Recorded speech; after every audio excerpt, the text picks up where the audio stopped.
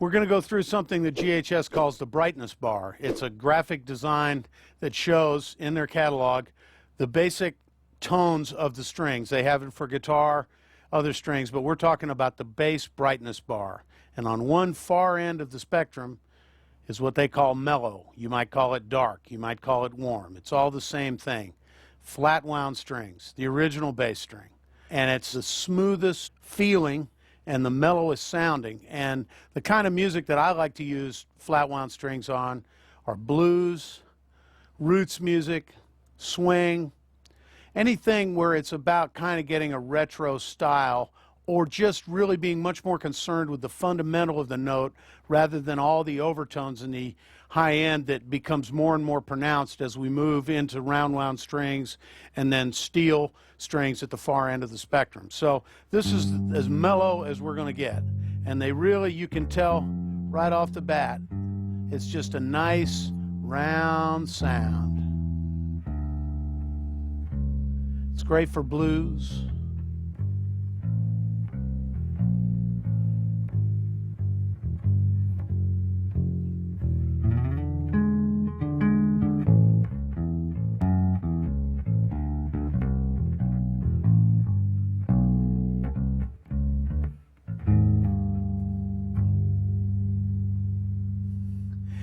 They just feel good to play. They feel like they're already old. You know, you listen to some great records, Ry Cooder's Bop Till You Drop. Tim Drummond plays bass on that. I'd bet you $1,000 he's playing flat wound strings. It's just a mellow sound.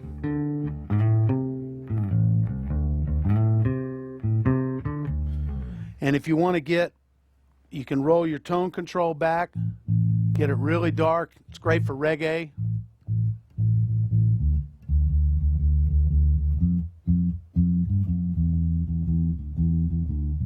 We're jamming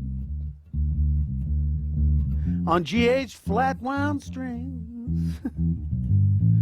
So you get the idea that this is really what you want if you're trying to go old school. A lot of the hip-hop and R&B stuff, I know that when Pino Palladino kind of made the transition from being a big fretless guy into playing with people like D'Angelo, he changed over to flat wound strings and a P bass and kind of invented a whole new sound for himself. And that's a lot of what I want you to think about when you think about strings is, what do I want to sound like? It's even okay to say, who do I want to sound like? I do that all the time as a session musician where I kind of just imagine myself in Bootsy Collins' shoes, or I imagine myself in James Jamerson's shoes, or I imagine myself as Will Lee, whatever it takes to put yourself in that right frame of mind. And the sound is a big part of that. A different sound will make you play a different way. These strings make me want to use that palm muting thing. You can't really make a round wound string do that.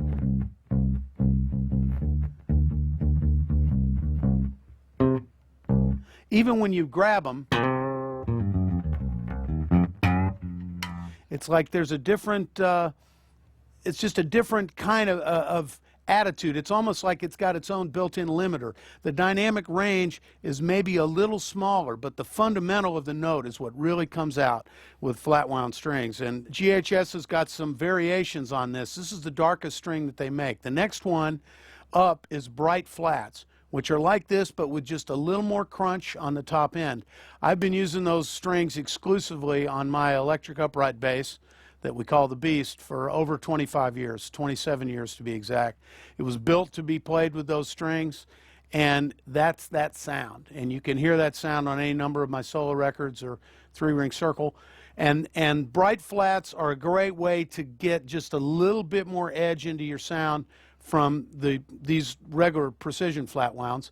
And then as we move up the brightness bar, we're going to hear more and more top-end articulation start to come out. And of course, there's many other factors where you pick on the bridge when you're playing up in here. It's a lot more mellow then. You can really do so much with the position of your hands. So don't always assume that you need to stay in one place. There's something else that you can do with a pick that you can do on flat wound strings in a way that round wound strings won't do. I'll show you.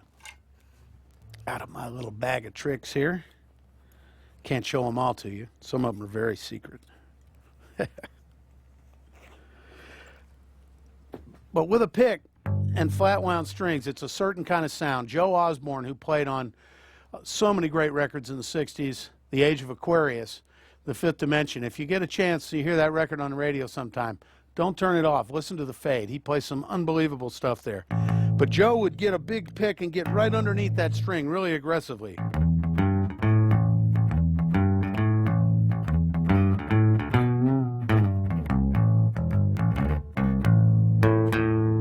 You can really hear the punch in the middle of that note, and it's not about the upper stuff, which we're going to hear. If you take out the tone control,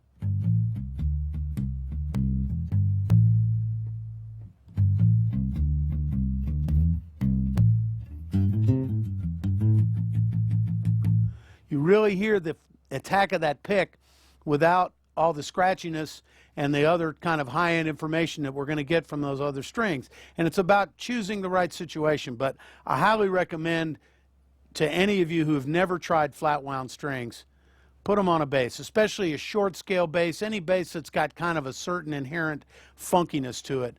The flat wound strings are going to bring that out in a big way.